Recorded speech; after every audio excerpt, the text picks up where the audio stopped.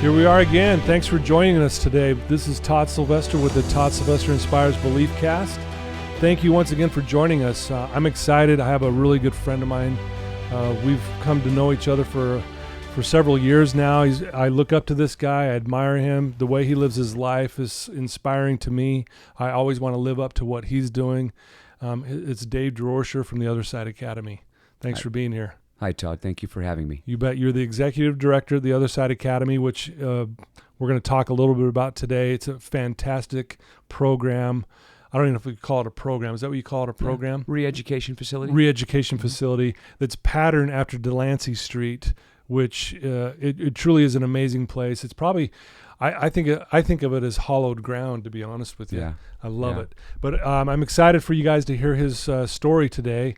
I want to thank our sponsor, Veracity Networks. Thank you for believing in me. That means so much to me, and you've allowed to get this podcast out to many ears out there. So thank you for joining us. And then, Dave, thank you for taking the time to sit down with us for a minute. It's an honor, Todd. Thank you. You bet. Well, why don't, I know a lot of people know you now. You've been here in Utah for a while, and you guys have really made a impact on the state of Utah. And you're obviously expanding as well. You're in Denver now and some other places that you guys are looking at. Tell us a little bit about your background. You've definitely got a colored past. And what I love about you, Dave, is you're not afraid to talk about the hard things that you've been through. You're not ashamed of it. You just own it. It's one of the many reasons why I look up to you. So why don't you share a little bit of background for us? Sure. So, I haven't always been the executive director at the Other Side Academy. For many, many years of my life, I was a complete broken human being. I was a mess. I was a drug addict for 27 years, a little bit over 27 years. It all started when I was 12, and 15 years ago is when I put my life together. Yeah. But from smoking cigarettes to drinking and smoking pot and doing cocaine, and then found methamphetamine. And as a result of all of those bad decisions, I started going to prison. And I did a 2-year prison term, got out for 59 days, did a 5-year prison term, got out for 60 days. So at least I'd stayed out a little bit longer by a day. By 1 day. Wow. 2-year term out for 59 days, 5-year term out for 60 days, 6-year term out for 4 months, 10-year term out for 4 months. So it's safe to say that every time I got out of prison, the day I got out, I was on my way back. And as fate would have it, as my behaviors would have it, after that 10-year prison sentence, I got busted again about 4 months later. It was a really ugly arrest, high-speed chase, helicopter involved. I tried to get the cops to kill me in that chase because I knew if I got arrested again, I was going back to prison for the rest of my life. Forever, yeah. It was 2, then 5, then 6, then 10. So I knew, in California that, I already had a couple of strikes, that the next time I'm going to prison, I'm never coming home. So I took them on a high-speed chase that ended in a pit maneuver, and the cops commenced to beating me senseless. The last thing they said was, stop, you're going to kill him, once they shoved me up on the embankment. So they were just pounding on you. Yeah, and and I don't want to make excuses for law enforcement, but I had it coming. They didn't pull me out of church for singing too loud in the church choir. It's not like they went to USC and pulled me out of class because I was like the straight A student. Right. I intentionally tried to die during that high-speed chase when I went through the roadblock in hopes that they would end it so that I wouldn't have to go to prison forever. Anyway, when I woke up in jail in the infirmary and then started going to court, the offer at that time was 29 years. Wow. That was really humbling, and it was scary. I was broken, tired, scared, and I'd gotten to a point where I'm like, what? I just spent the majority of my adult life in prison, and now I'm going to go back and I'm going to die there. And so I wrote Delancey Street a letter, and for those of you who don't know what Delancey Street is, it's a 2-year program, a re-education facility that's completely free, that really is designed for knuckleheads like I was at that time, people who had been long-term drug addicts and kind of lived the criminal lifestyle, if you will. Yeah. And they accepted me, and the judge told me no. When I presented the acceptance letter, in no uncertain terms, he said, absolutely not, Mr. Durocher, you're not Delancey Street material. And at that point, in finding my case, the deal had come down from 29 years to 22. A couple of the ancillary charges had fallen off, but my deal was 22 years. And then, I don't want to stretch this out too long, but I wrote the judge a letter, front and back, 4 pages long, and never once did I tell him he was wrong in his assessment of me, because he wasn't wrong in his assessment of me. He had me pegged. I was everything he said I was. But I said, Your Honor, Delancey Street helps guys like me, and they think they can help me, and they accepted me. Why don't you give me a chance? I said that in the letter, and I said, worst case scenario, you let me go and I get kicked out. You can lock me up for the rest of my life. or the next time you see me. It's because I come back to say thank you for the opportunity. And I went to court a couple months later, maybe 6 weeks later, and sitting in that cage, and I couldn't believe the words when he said, "Mr. Durocher, against my better judgment, right. I'm going to give you the opportunity of a lifetime, and I'm going to send you to Delancey Street. But you're pleading guilty today to all of your charges to 22 years. Yeah. When you split or when you get kicked out, I've got you for the rest of your life." Yeah, he's thinking you're not going to do it. He did not think I could do it. Right. But that's what he said, but I don't think he would have sent me if he didn't see something. Something. There was a slight... Yeah, something in that letter tugged on his heartstrings, and I'm thankful for it. That, judges, they have hearts too. They have a difficult job to do when they have to decide what to do with people like me at that time. Well, you probably appreciated that you owned it. Yeah. Like, you know what? Your assessment of me is spot on. Yeah, he was. You're spot right on it. Yeah. Yeah. I couldn't argue any of that. I just said, please give me the chance. I have never been giving an opportunity like this, and I'll seize the opportunity if you give it to me. So I went to Delancey Street in Los Angeles, and it's a 2-year program, and I could stay 2 years and beat that 22-year prison sentence. But I ended up staying 8.5 years, 2 to beat the sentence and 6.5 more, because I fell in love with the process, became enamored with Delancey Street, and began to really like who I was for the first time in decades. Right. And then for the last 5 years that I was in Delancey Street, Mimi Silbert, the president, bestowed upon me the responsibility to run the entire facility. Wow. 250 residents at any given time, 15 vocational training schools that generated all the revenue. So, 5 or 6 years prior to that, I was looking at going back to prison for the rest of my life. And for a couple of decades, I was a complete menace to society. Right. And here I am running a multi-million-dollar nonprofit helping save lives. It was just an incredible experience. Yeah, did you find yourself in that moment going, I can't believe where I'm at right now? I still do. Yeah. I still do, Todd. You probably do, yeah. Yeah, I mean, because like you said, I can't even imagine what that feels like, knowing that you got 22 years hanging over your head. Like you said, you're like, my life's over. It's done. If this judge doesn't let me go here, I guess this is what I'll do for 22 more years of my life, Really fortunate that an organization like Delancey Street existed. Right. Because sending me to a 30 or a 90-day program, not only would it not have worked, but it wouldn't have sufficed for the courts to send me there. Right. They're thinking that ain't going to do for you. So I'm grateful for Delancey Street and interviewing me and accepting me, and I'm grateful to Judge Pacheco. And I did go back on a number of occasions in his chambers and thank him for the opportunity, and we kind of became friends. Yeah. Tell us a little bit about that, though, because I think this is so cool, because you said you're gonna see me 2 ways. I either break the law again and you're going to throw me in jail or prison for life, or I'm coming back to thank you. So talk about that a little bit, like when you went back for the first time, you're going to see him. I mean, were you nervous?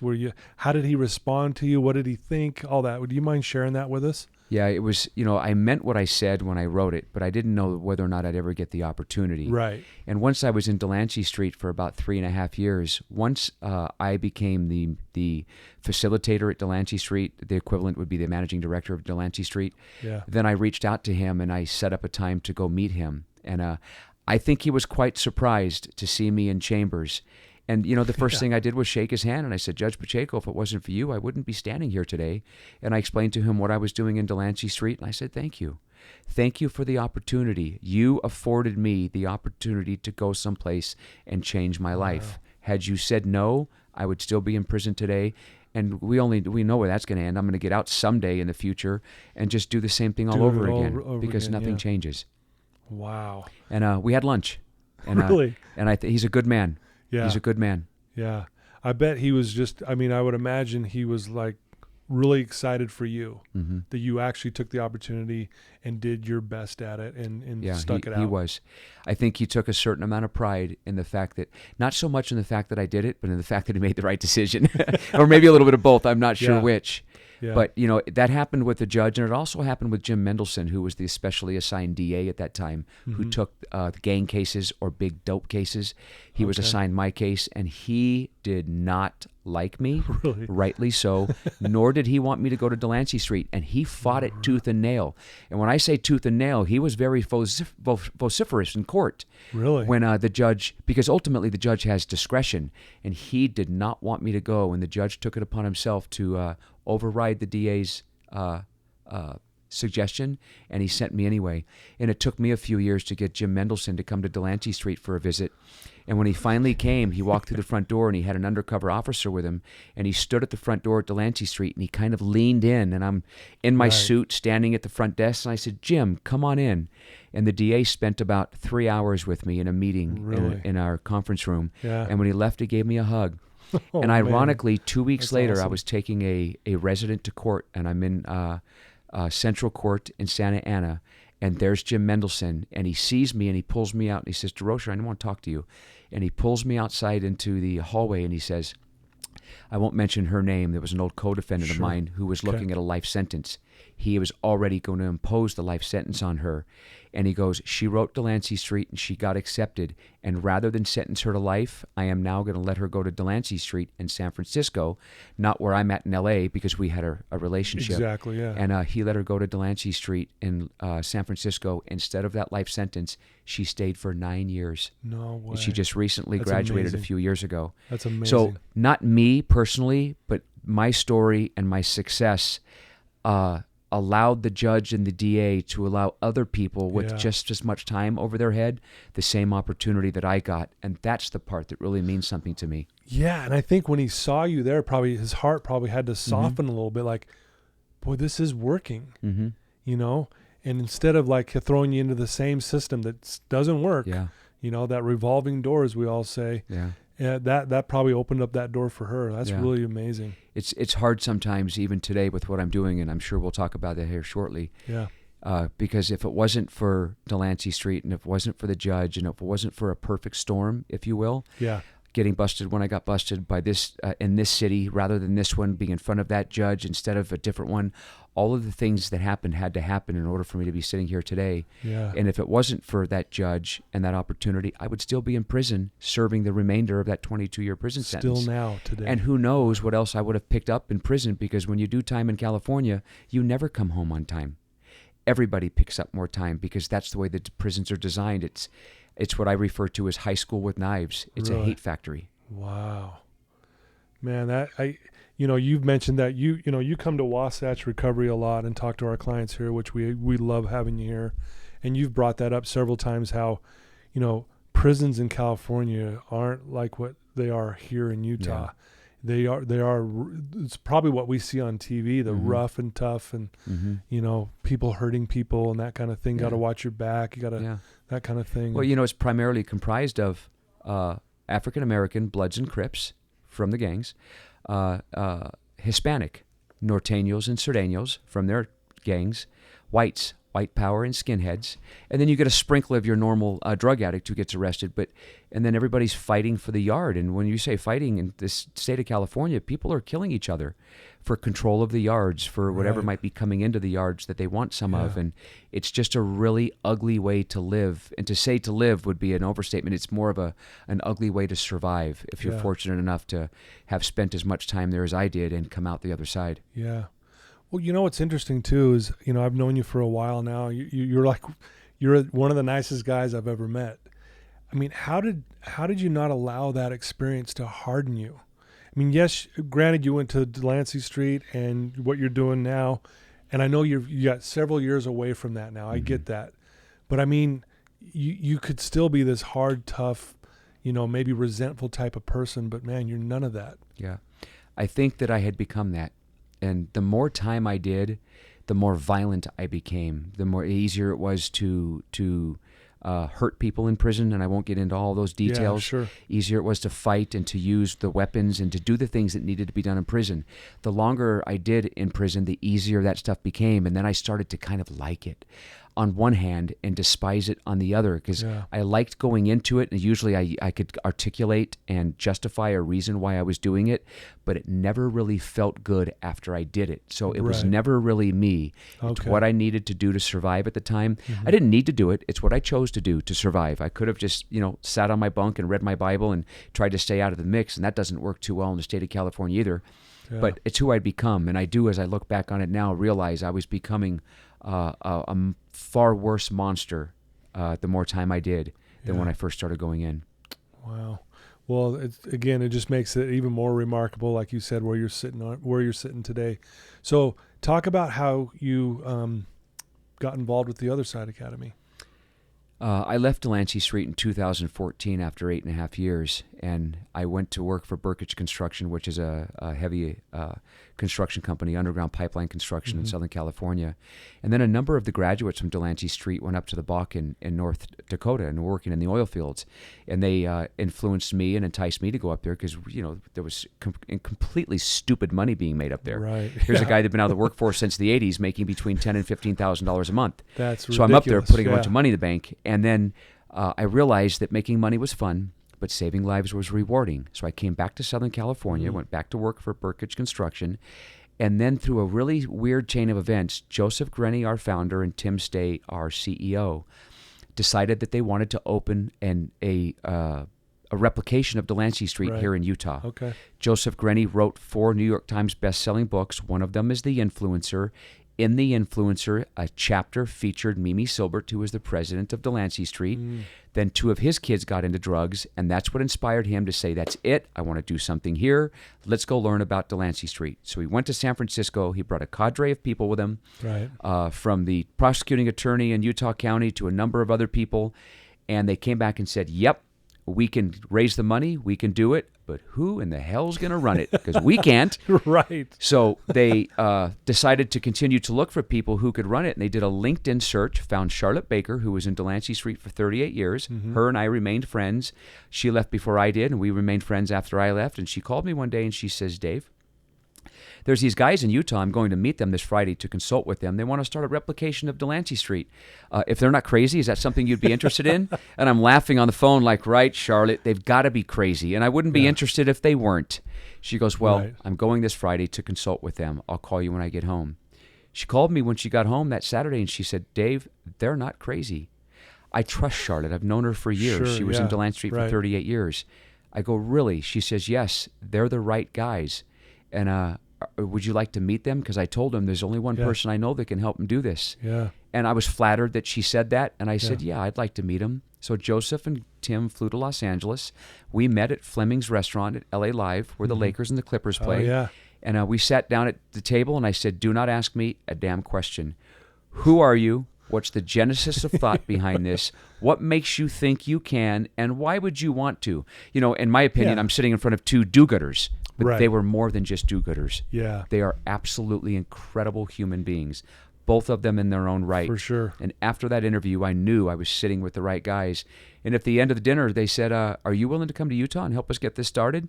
I said, I'll go to the moon if you promise not to quit in 6 months when it gets hard. And that was over 5 years ago. Wow. I love that you said that.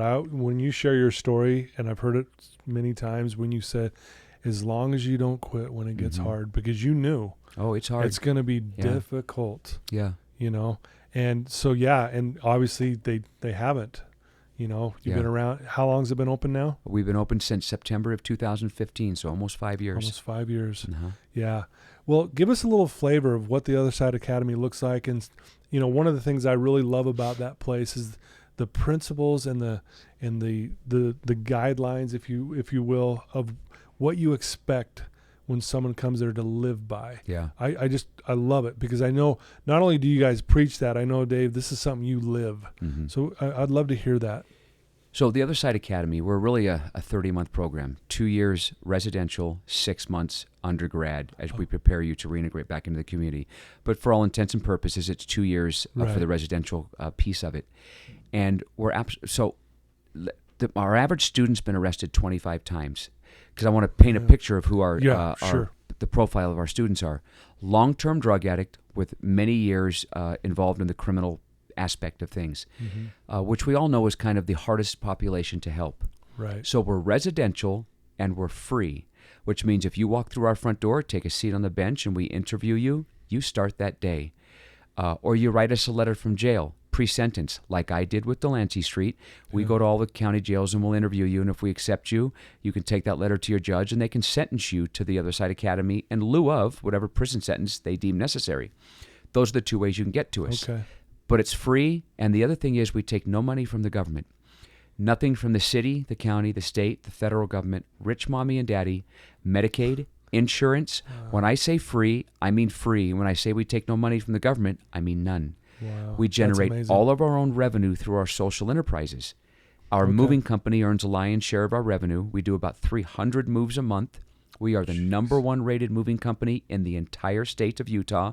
Look up Other Side Movers and you'll be stuck. You'll be late to your next appointment because there's hundreds of 5-star reviews. Dang, that's Now we have amazing. 2 thrift boutiques that also generate a large portion of Right. the revenue. And I've just started a small construction company called the Other Side Builders. Bathroom remodels, kitchen remodels, driveways, pavers, fencing, Right. things like that. Yeah. Those are the social enterprises that generate the revenue. And then we have food service, corporate development, and a few other social enterprises within the facility that don't generate revenue, supportive of those that do, and are ancillary to the others. Right. But that's when the magic happens, because when the student comes to us, on day one, they become part of the solution, not part of the problem. Yeah. Nobody is paying for their recovery. They're doing it themselves. They're earning it. Right. And Todd, nobody broke me or them. They did it themselves. So why wouldn't we empower them to fix themselves? I love that. And, you know, That's if I amazing. can continue on, Please. what makes us so unique and so kind of the anomaly in this space is we're long, which means that you don't have to leave on day 30 or day 60 or day 90 because the funding's run out. Yeah. You can stay at the Other Side Academy until you know you're ready in your belly to reintegrate back into the community and become a productive member. Nobody's ever ready on day 30, 60, 90, or in our case, day 730. No one's ready on a particular day. They leave for one of two reasons, because they can or Right. because they have to. Yeah. Short program, they have to leave, funding's run out. Longer program, they can leave when day 730 arises. But we Yeah. allow you the opportunity to stay if you need to until you've truly changed who you are and become the 2.0 version of yourself. Wow, I love that. And you know, again, it's like there's a quote that I heard the other day. We are what we repeatedly do, Absolutely. and that's one of the things I love about your program. You guys do these. I think what is it? 12 principles you Beliefs. live by. Beliefs. Mhm. You call them beliefs. Mhm. Talk about a few of those, but you guys do them over and over and over. You know, you're creating this new behavior system in Yeah. the people. I love it. Yeah, like number one is you alone can do it, but you can't do it alone. When you become a drug addict and a criminal and you live that lifestyle, you can't do it by yourself. You can't change by yourself. Yeah. We need help. So, you alone can do it, but you can't do it alone. Right. And there's 11 more of them, but the bottom line is this, if I may. Yeah. Drug addicts inherently, we learn, we have a lot of things in common. When you become a drug addict, you become a liar, a cheater, a thief, a manipulator, self-centered, self-seeking, hedonistic, oftentimes violent human being. So Yeah. I wasn't born that way. But when I started doing cocaine, I started to steal from my habit. And in order for me to continue to do that, I had to be sneaky. So I became a sneak, a liar, a thief, a cheat, all of those things. And the longer I did it, the better I Yeah. became at those things. And the more of those bad habits I learned, all the way to the point where I was talking Right. about the violence in prisons. Right. So now I have all of those traits. So do most other drug addicts. Yeah. They become those very things. So what we've done for so long in this country is we want to address drug addiction, and we want to address addiction as the problem. It's not the Right. problem. Drugs aren't the problem. Behaviors are. Yeah. So the beliefs really are wrapped around three things: honesty, integrity, and accountability. And what we do at the Other Side Academy is we call you on your shit every day that you are there. Yeah. Until you learn to be honest across the board about everything, until you learn to be accountable impeccably. And the sum of those two things, I always say this, the sum of honesty and accountability is integrity. It's integrity. Yeah. Because once you have it, if you truly have it in the core of your being, nothing else matters. And Yeah. if you leave us and you don't, nothing else matters. So if you take the drug addict and you allow them to live in a community of healthy living long enough for them to learn to live in a community of healthy living and learn to be honest, law-abiding, accountable human beings, they won't choose those other lifestyles again. Right. You solve the drug problem and you never even address it. Yeah. You know, I love that, Dave. One of the things I've been telling my clients for years is if you're honest with yourself, you'll never relapse because you'll have to lie to do it. Mm-hmm. And I give you credit for this. You know, since I've gotten to know you and your program and everything you're doing there, I share this with my clients every day. I say, be honest, have integrity, be accountable, and help someone. And I got that from you.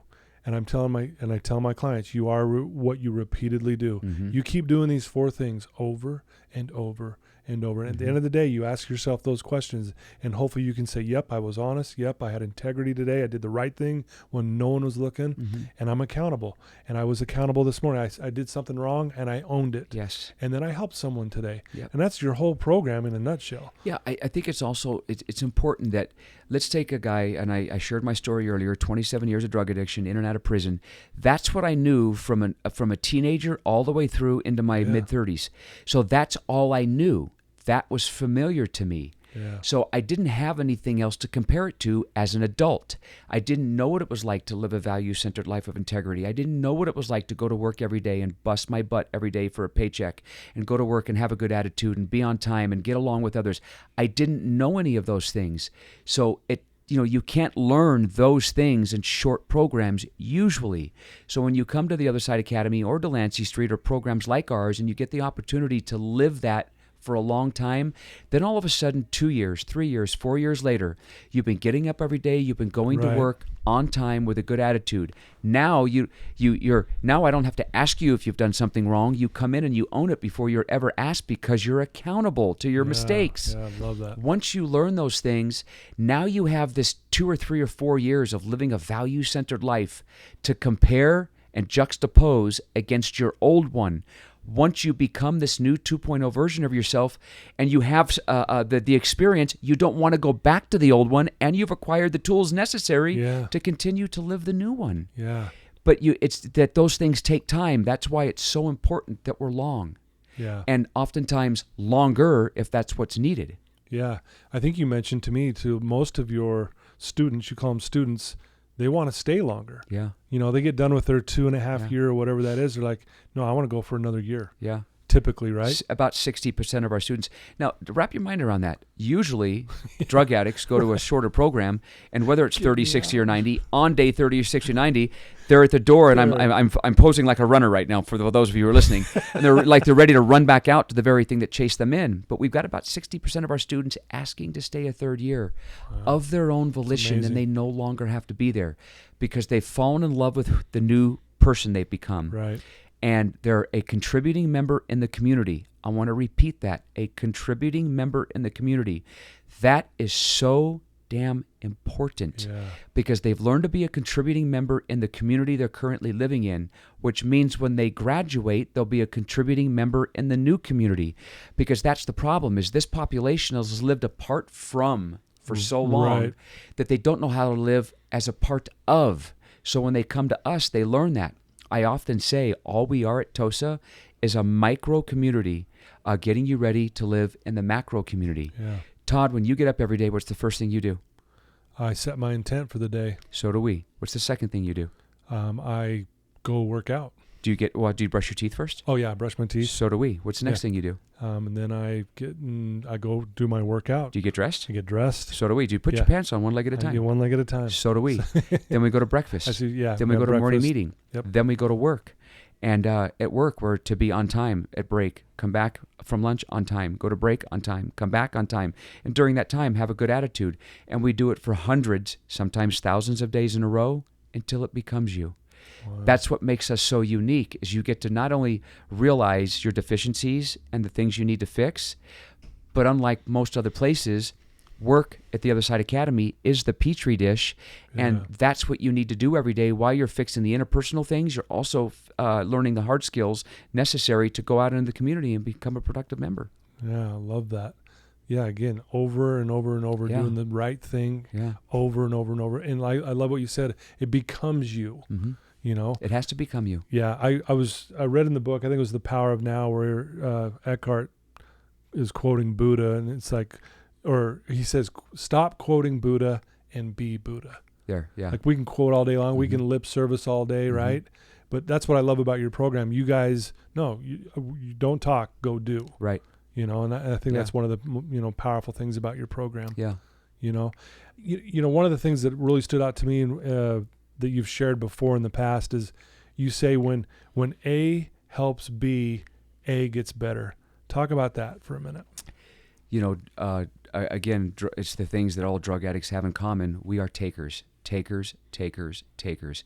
It doesn't matter what it is. We could be taking money. Right. We could be taking drugs. We could be taking. We're just taking from people, and you're either going to give it to us or we're going to take it from you. Yeah. But God, we are just takers. We have no idea how to be givers. And really, that is the balm for our wounds. So when you first get to the Other Side Academy, we want you to focus on you, learn Right. just the basic Right. principles, the basic guidelines of the Other Side Academy, and then start giving back. Start helping others. I always say to people that the Other Side Academy is not about you, you selfish blah, blah, blah. Right. It's for you. Yeah. Then I point to the other person and I say it's about him. It's for you, but you have to make it about him. And it's for you, but you have to make it about him. So TOSA is for you, but you have to make it about the next person. When we start making our lives about service to others, that gratification, that fulfillment, that meaning, that purpose becomes the balm for our wounds. It then becomes the new intoxicant. When you get to spend your day every day Yeah. involved in other people's lives, and that's what I get to do there every day. Is my job is saving lives, and I get to. I don't do it myself. I've got a great team that I rely on that does a lot of the heavy lifting, but together we get to be a part of other people's lives. And then the students see that that's what we do, and we impart that on them. And then it's up to the students to help. You know, if you've been there for 3 months, 4 months, 1 year, 2 years, your job is now to help the younger students to pay it forward and to give back. And it's amazing to see the transformation when someone comes in just completely self-consumed, self-absorbed. For sure. And I'm holding the planet right now, and I'm circling the planet. And we think that, you know, the world revolves around us. Yeah. When they start making their lives about helping other people, that's when you start to see people truly change. Wow, I love that. That's so powerful, Dave. You know, there's a lot of principles that you go. I want to talk about one more, and then there's a couple other things I want to get into because there's so much I want to talk to you about. But there's another principle you guys live by, and you mentioned it a little bit already, but 200% accountability. Mm-hmm. Explain that, because isn't 100% enough? Absolutely not. 200% accountability means that I am 100% accountable for myself, and I'm 100% accountable for you. While you're with us at the Other Side Academy, if I ask somebody at the Other Side Academy, why are you here? To change. Okay, cool. So if I see you do something wrong and I don't say something, am I hurting you or am I helping you? You're hurting me. Cool. So if I see you do something, I'm going to say something. Right.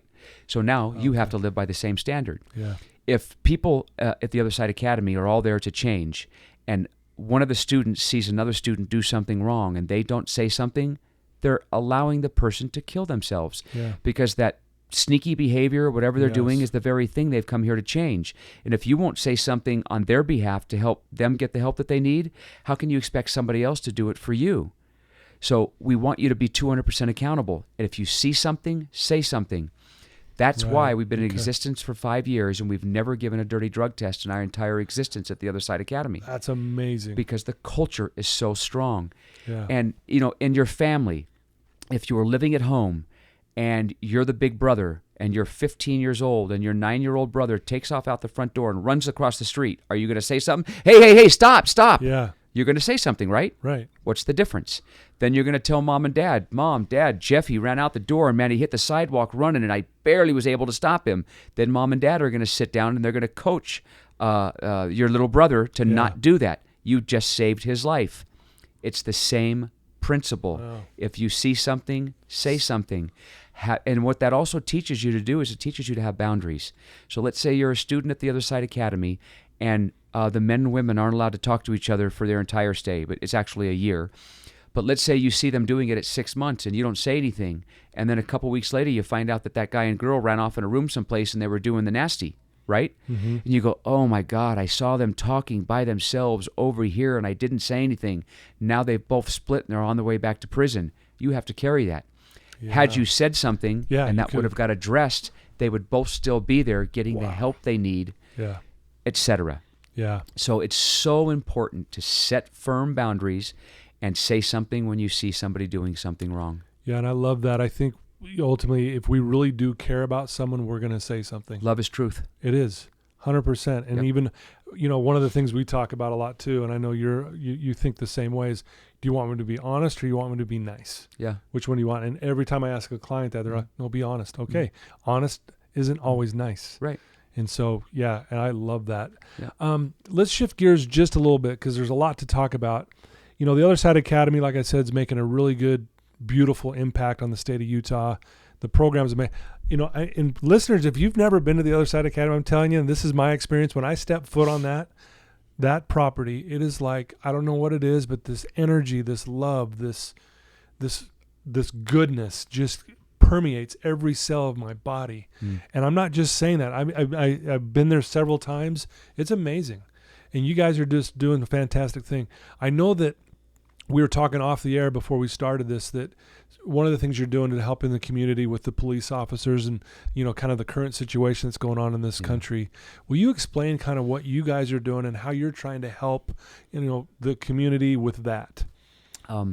We do a lot of service projects for different nonprofits, Habitat for Humanity, The In-Between, Girls on the Run, Cancer Society, Food Truck Face-Off, where a lot of that money goes to nonprofits, 4th Street Clinic.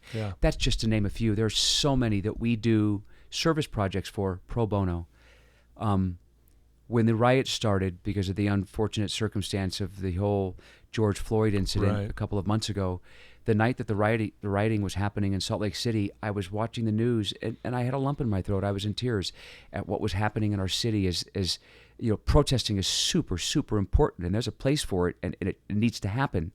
But the violence didn't need to happen, and they were rolling cop cars over and burning property and breaking windows and hurting people. And I reached out to the mayor on Sunday morning and I said, listen, Aaron, I would like to help take our streets back. That's not to say that the rioters won't be back and they've got a right to protest, but I think we need to clean them up and if nothing else, come out, pick everything up and get the streets back to normal. And she loved the idea and she allowed me to go, and I took all 100 students at the time and we went to downtown Salt Lake City with trash bags and we just canvassed the area for a few hours and picked up all the trash. Really? Were the rioters back the same night? Absolutely. But what we're trying to teach the students is no matter what is going on, you always want to be part of the solution, not part of the problem. And we ran into a lot of law enforcement because it was the very next morning, and they took pictures with us and they were kind to us and we were to them.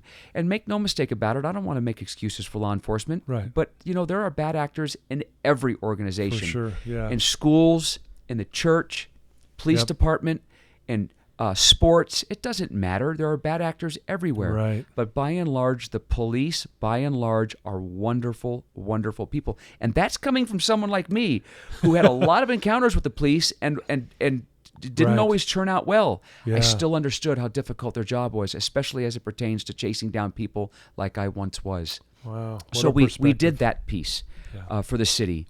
And then 2 weeks after that, right next door to our facility is the Masonic Temple. It's a really large parking lot. It is directly adjacent to our property. They butt up against each other. And that was a command center for law enforcement. Salt Lake City Police, UTA Police, Weber County, Utah County, FBI, Bomb Squad, National Guard. They were all there because the rioting was still pretty bad. And I was having dinner with Mandy, my fiance's family, and it was about 6:30 at night. And our mayor called and she says, Dave, I'm sorry to call you on a Saturday night. I said, you don't have to be sorry. What's going on, Mayor? She says, would you be willing to take your students next door and just thank the men and women of law enforcement? And I said, you bet I will. She knows how I feel about law enforcement. I have law enforcement. I have the police come over to our facility to have lunch and dinner with our students. I'll talk about that in a minute. Countless times. But I got done with dinner. Mandy and I went home. I met with all of my students in the dining room, told them what we were about to go do. And I says, if you want to, come with us. If you don't, I understand. You know, because everybody has a right to their opinion and how they feel. And it was pouring rain, and 100 of us walked next door.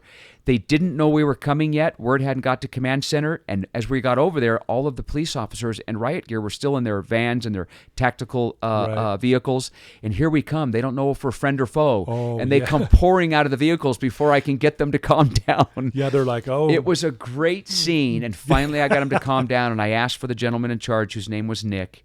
And you could literally, in the rain, you could feel the energy sucked away from it as everybody just kind of let their guards down.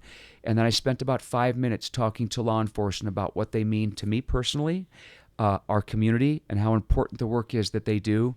And it was raining, and you could still see some of the police officers crying, some of our students crying. And luckily, some of my other students caught some of it on tape, and I made a little video. It was one of the most impactful moments of my entire life to bring these two opposing forces together and to say thank you, because it is a really ugly time for law enforcement right now. And in some regards, there's some validity to some of the changes that need to be made. But, again, I'm going to say it, 99% of them are absolutely incredible human beings risking their lives every day, and they deserve credit. For sure. And we have become very good friends with a lot of them. And to back up a little, Fred Ross, who's the chief of police for the UTA, is a personal friend of mine now. He'll be at my wedding. And he comes over. Congratulations on that, by the way. Thank you. And I only say that Mandy because as well. I only say that because we've become that good of friends. We do lunch. We talk about personal things. He's just a good human being, sure. And he's allowed his police officers to come over to our facility and have lunch and dinner with the students, and it's magical because they'll be sitting there having lunch. There might be 15 officers deep, in full gear, mind you, and I'll stop them mid-meal and I'll say, students, when was the last time you sat down with law enforcement and broke bread? Law enforcement, when was the last time you sat down with this population and broke bread? And the answer on both sides is never. Never. Yeah. So what it does is it breaks that fear. Yeah. And the students then they realize that the police officers are human beings too. And the police officers get to see that change is possible. And as a result of many of these interactions that we've had, oftentimes now when the police encounter somebody who's been arrested countless times, rather than take them straight to jail, they call me and I talk to them on the phone, and they bring them and they have them take a seat on the bench, and we interview them, and we get the jail right out of the way, and they come in for an interview, and we can then help them change rather than incarcerate them one more time. I'm not saying jail isn't needed, because it is. It was needed every time I got arrested, and it's needed for many. But for those who just need something different, anyway, with all that said, it breaks those barriers when we bring opposing forces together and cooler minds prevail. And we can talk through some of the differences, and people start to realize that we're all the same. Yeah. We're all the same. Yep. Wow. Listeners, this is why I love Dave. This is why I love the Other Side Academy, because of not only what you guys do, but who you are. It's just amazing. I don't know. It's a really powerful thing. So, Dave, what does your day look like? I mean, you've done a TED Talk. You go around, you speak all over the country. You're doing things that you probably never dreamed of when you're sitting there in the jail cell, in the prison cell. But you're doing all these amazing things right now. What does a day look like for you? And how do you kind of keep yourself centered still? Every day, I get the most enjoyment with my students, talking to them. Early morning, I'll get up at 4. I'll be at my office by 5:30, and I'll have students in my office, and we'll be talking about the things they're going through, or the changes they need to make, and coaching and mentoring, and I'm connected to all of them, and that's where I get most of my satisfaction, and that keeps me grounded. Yeah. Now, that's just that piece. I also have staff. I've got a second facility in Denver that is being ran by Lola Strong. She's and awesome. I oversee that facility. We're getting ready to open other facilities in the country. I do a lot of community outreach, bringing the community in so they can learn about what we're doing, so we can help not just our students, but others. So my day is just full of people. Yeah. My day is full of people, whether they're students, whether it's the judicial community, whether it's law enforcement, whether it's people that want to learn about what we're doing, coming for tours.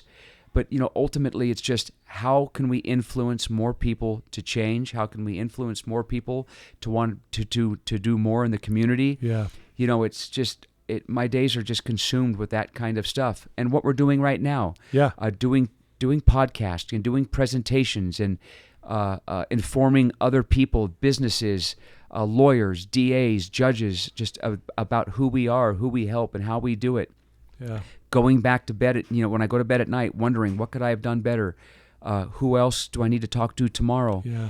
There's no greater feeling than knowing that your life is about helping other people. This isn't a job. It's not a job. It's a calling. It's a calling. Every day I just get to spend my day helping people get from where I once was to where I'm at. and even organizations. We do a lot of presentations for corporate America. Yeah, sure. Who can implement a lot of our principles to become better at what they do, because we all know corporate America is broken. Oh, yeah. It's broken because nobody says anything. Yeah. Could you imagine if, somebody would have said something when Harvey Weinstein was marching all those young girls up to his hotel? How many lives wouldn't have been negatively affected? Right. Could you imagine if somebody would have said something to Wells Fargo before, tens of thousands of fictitious accounts were opened up and millions of dollars were built, or whatever that looked like? Yeah. If you see something, say something. So every day I get to teach people to have boundaries and to say something when they see something that isn't right, and to stand up for what's right. It's amazing. It's hard to quantify in words and articulate what my day looks like. Yeah. It's people. Yeah. Wow. That's amazing, Dave. Seriously, you're amazing. If there's someone listening to this right now, let's say, and I have a lot of listeners who have been through recovery, or they're back and forth in recovery, they're all over, they're struggling, they've been in and out of jail or prison.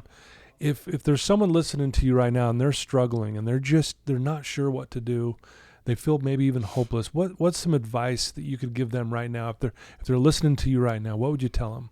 If you listen to the whole podcast, you heard my story earlier. Yeah. That was hopeless. Right. But I still never gave up hope. Trust and believe I was hopeless, but I never gave up hope. So that's just the story you tell yourself. If you're hopeless, you're not. That's the story you tell yourself, which is allowing you to continue in that train of thought. Yeah. If you have just an iota of hope, a tiny little spark in that belly, ask for help. Reach out, call me, call the Other Side Academy, come in for an interview. If you're not in the state, call. We'll interview you over the phone. We'll help you get to us. There's always hope. All you have to do is put down your pride. Put down your pride. Ask for help. You can't do it on your own. If you could, you wouldn't be in this position. You'd already done it. Exactly. We're here to help. Yeah. So, if you're at that point in your life, reach out. Okay. I love it. What we'll do is, I'll post your website and the contact information for the Other Side Academy in the description for this. Wonderful. So people will have that at the touch of their finger. And we'll post this obviously everywhere we can. If, I know that you've gone from, I think when you even said it in your TED Talk, where you went from taking lives, not that you were taking lives, and now you're saving lives. Talk about just that transition and how, I know you did, but how does that feel to know that you went from that to what you're doing today? Overall, what's that feeling? I think the statement that I made in the TED Talk, at the end of my TED Talk, was I spent the first half of my life helping people die. I intend on spending the rest of it helping them live. Yeah. If it's true that there's scales of justice, for many, and I'm tipping them, for those of you who can't see it, I'm tipping them in one direction. I was a taker and a taker and a taker, and they were tipped drastically in this direction. Yeah. And it took me many years in Delancey Street of helping and helping and helping, and I'm, as the scales began to even out. And I think when I left Delancey Street, I truly felt in my heart that I had not, if nothing else, balanced the scales. Right. But that's not good enough for me anymore. Now I truly believe they're tipped in the other direction, that I have helped far more people than I hurt. Could you imagine if everybody who had a pulse believed in that philosophy, that helping people, not hurting people, was the answer? You don't have to go through what I went through and do as much damage as I did to come to that realization. Right. But if we all just made our lives about service to others, and how can I make a difference in my community, and how can I make a difference in your life, if we all adopted that philosophy, we would not be in the mess that we're in. Yeah, beautifully said. Well, I want to thank you for taking the time and to share, not only your story, but some insights and some principles, what you teach and live by. It's remarkable. And I'm so grateful to know you. I want you to know that. I am too, Todd. And you always give me high praise, but I love you, brother, and I love what you're doing. And thank you. You say I inspire you, but you inspire me. And I think we probably look at each other as maybe as equals, because the work you were doing here at Wasatch Recovery, and your personal work, and these podcasts reaching out, you're doing exactly what I'm doing. Yeah, I'm trying. You just have a different platform. Yeah. But we are ultimately trying to save lives, and you deserve just as much credit. I love you for what you're doing, and for you as a person. Thank you. That means a lot to me. Thank you so much. Well, again, you're getting married. shout out to Mandy. Congratulations. I'm Poor excited girl. for you. Yeah. Good luck, Mandy. No, Yeah, I'm just kidding. exactly. No, we're excited for you. Dude, your life is just amazing to me right now. And I'm really happy for all the good things that are happening. And I know that's coming up in August. So congratulations to both you and Thank you. Mandy. And you guys are both amazing people. Thank you, listeners. Thank you for taking the time to listen to this. I know you're probably going, man, I want more. But we're going to wrap it up. Please share this with all of your friends and family and anyone who's struggling, who does maybe even feel hopeless. And I love what you said. It's just a story you tell yourself. Mm-hmm. So thank you, Dave. I love you, man. And thank you, listeners. Until next time. Thank you.